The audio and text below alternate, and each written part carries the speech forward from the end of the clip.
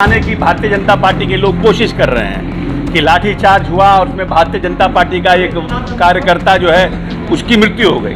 लेकिन फैक्ट ये है कि वो आदमी छज्जू बाग में पाया गया और छज्जू बाग में गिरा हुआ पाया गया।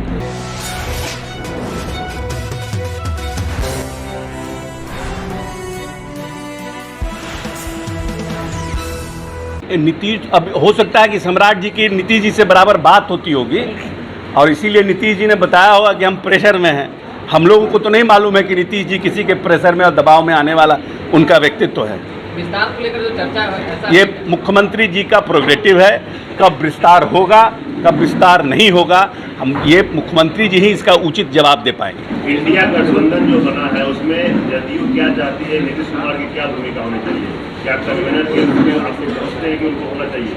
नहीं, हम लोग को कौन कन्वीनर के लिए, हमारी इच्छा से हम तो देश के चाहते हैं नीतीश जी प्रधानमंत्री हो जाएं, तो हमारे चाहने से थोड़ी हो जाएगा। हमारे चाहने से कन्वीनर, जो भी पॉलिटिकल पार्टी के लोग इस दल में बैठे हैं उनके चाहने से कोई प्रधानमंत्री बनता है, कोई कन्वीनर बनता है। माननीय नेता ने स्पष्ट रूप से कहा है कि न मैं प्रधानमंत्री का दावेदार हूं, न मेरी कोई इच्छा है। हम सिर्फ और सिर्फ एक बड़े गठबंधन को बना करके भारतीय जनता पार्टी को इस देश में हराना चाहते हैं। उन्होंने कम से कम ये बात 100 बार कह चुकी है। इसीलिए न नेता को कन्वीनर बनने की इच्छा है, न देश में देश में प्रधानमंत्री बनने की इच्छा है। वो एक भूमिका में है, उस भूमिका का वो निर्वहन कर रहे हैं। लेकिन आपकी इच्छा है कि जेडीयू आप तो हर एक नेता अपने, हर एक कार्यकर्ता अपने पार्टी के नेता को शीर्ष स्थान पर देखना चाहता है। ये एक ह्यूमन साइकोलॉजी है। जिस कंपनी में आप काम करते हैं उस कंपनी को चाहते हैं कि देश का सबसे बड़ा कंपनी बने। अगर बनेगा बड़ा कंपनी तो उससे आपको फ़ायदा होगा। तो हर एक व्यक्ति, जो भी छोटा से छोटा पॉलिटिकल पार्टी है या छोटा से छोटा राजनीतिक दल का कार्यकर्ता है, वो चाहता है कि उसका नेता स्थापित हो, बड़ा बने। तो हमारी भी इच्छा है। दावेदार तो खुद नीतीश जी कह चुके हैं कि हम दावेदार नहीं हैं। हम तो सोचने और इच्छा की बात की है। जेडीयू नेता चकराने लगे, भूमि आने लगा है, क्या कहें? बहुत हमारे लिए प्रशांत किशोर बहुत नोटिस के आदमी नहीं है। मंत्री जी, एक सवाल यह है कि 13 तारीख को जो लाठीचार्ज हुई उसमें आप बीजेपी ने आरोप लगाया कि उनके पार्टी के नेता की मौत उसी लाठीचार्ज के कारण हुई। पोस्टमार्टम रिपोर्ट जो आया उसमें हर्ट बैक की बात करी जा रही है। इस पर अब भाजपा के लोग सवाल उठा रहे हैं और कह रहे हैं कि 24 तारीख से 9 तारीख तक पूरे बिहार में उसके लिए आंदोलन करेंगे। आंदोलन, देखिए, वो तो एक पॉलिटिकल परसेप्शन बनाने की भारतीय जनता पार्टी के लोग कोशिश कर रहे हैं कि लाठीचार्ज हुआ और उसमें भारतीय जनता पार्टी का एक कार्यकर्ता जो है उसकी मृत्यु हो गई। लेकिन फैक्ट ये है कि वो आदमी छज्जू बाग में पाया गया और छज्जू बाग में गिरा हुआ पाया गया। प्रत्यक्षदर्शियों के साथ जो गवाह थे उन लोगों ने बयान दिया, सीसीटीवी कैमरा में सब कुछ दर्ज है। और उसके बाद यही तो कहा जाता है कि भारतीय जनता पार्टी के लोग कैसे चीज़ों को घुमाते हैं, ये देखने की बात है। सीसीटीवी कैमरा का फुटेज है, जो लोग प्रत्यक्षदर्शी उनको अस्पताल ले गए उनका बयान है, पोस्टमार्टम का रिपोर्ट है। उसके बाद भी मैं पूछना चाहता हूँ भारतीय जनता पार्टी से कि ये भारतीय जनता पार्टी की दोहरी नीति क्यों है कि जब जेएनयू में लाठीचार्ज हुआ छात्रों पर तो जांच समिति क्यों नहीं बैठी? जब किसानों के ऊपर लाठीचार्ज हुआ तो जांच समिति क्यों नहीं बैठी? सीएनआर एनआरसी पर जब महिलाएं बैठी थी उनके ऊपर लाठीचार्ज हुआ तो जांच समिति क्यों नहीं बैठी? मणिपुर में इतनी बड़ी घटना हो गई, मणिपुर पर भारतीय जनता पार्टी की जांच समिति क्यों नहीं गई?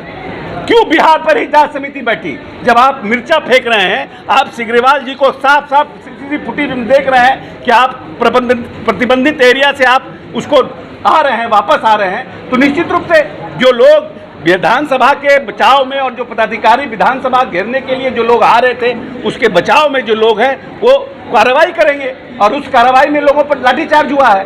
तो बार बार आपके समय में और आपकी सरकार में जब लाठीचार्ज होता है तो वो न्याय संगत है, संविधान संगत है। और जब दूसरे पार्टियों के समय में लाठीचार्ज होता है तो उस पर जांच समिति बनती है। ये दोहरी नीति कैसे चलेगी? नहीं, हम तो कह रहे हैं कि वहाँ पूरी तरह से वहाँ की व्यवस्था चरमरा गई है और राज्य सरकार, क्योंकि ये घटना लंबे समय से चल रहा है और राज्य सरकार स्थिति को नियंत्रण करने में सक्षम नहीं हो पा रही है। इसलिए केंद्र सरकार को इसमें इंटरवेन करना चाहिए और केंद्र सरकार को, केंद्रीय नेतृत्व को मणिपुर, क्योंकि भारतीय जनता पार्टी के पास है, इसलिए तत्काल इंटरवेन करके शांति बहाल मणिपुर में करना चाहिए। ओपोजिशन की जो मीटिंग हुई है बेंगलुरु में, उसके बाद प्रधानमंत्री ने कहा है तमाम जितने परिवारवादी हैं, भ्रष्टाचारी हैं, घोटालेबाज हैं, वो सभी एक प्लेटफॉर्म पर एक जगह इकट्ठा हो रहे हैं। प्रधानमंत्री ने कहा अब ऐसा है कि ये बताने की ज़रूरत नहीं है कि जो उनके घटक दल हैं, आज तक तो एनडीए के बैठक हुई नहीं 9 साल में, लेकिन क्या ऐसी आवश्यकता पड़ गई कि एनडीए को 38 दलों की बैठक बुलानी पड़ी और अपना कुनबा बड़ा करना पड़ा। पटना में नीतीश जी के नेतृत्व में जो लाइट माइंडेड पॉलिटिकल पार्टियां थी, जब उनकी बैठक हुई और सब लोग समझ रहे थे कि ये बैठक हो नहीं पाएगी, लेकिन हम अपने नेता नीतीश कुमार जी को धन्यवाद देते हैं कि उन्होंने अपने अथक प्रयास से सभी लोगों को एकजुट करने में सफल हुए। और जब उनकी बैठक यहाँ सफल रूप से हो गई, तब उन लोगों ने एक एनडीए की बैठक बताई। जहाँ तक परिवारवाद का बात है, माननीय उप मुख्यमंत्री तेजस्वी यादव ने बड़ी विस्तार से विधानसभा में जितने परिवारवादी लोग भारतीय जनता पार्टी में हैं, उनका नाम गिनाने का काम किया है। इसीलिए परिवारवाद पर या भ्रष्टाचार पर जो लोग दूसरे पर उंगली उठाते हैं, तो 3 उंगली आपको खुद आपके ऊपर आती है।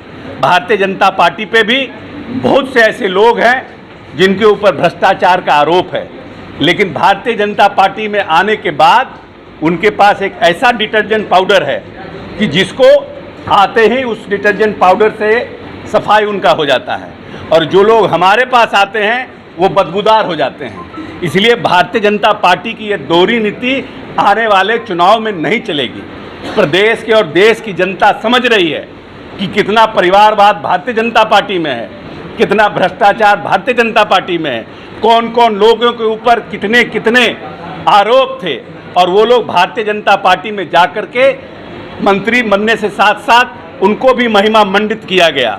देश के सशक्त नेता ने जिन पार्टी के बारे में उन्होंने मंच से कहा, उनको नए मंत्रिमंडल में महाराष्ट्र में उनको जगह दी गई।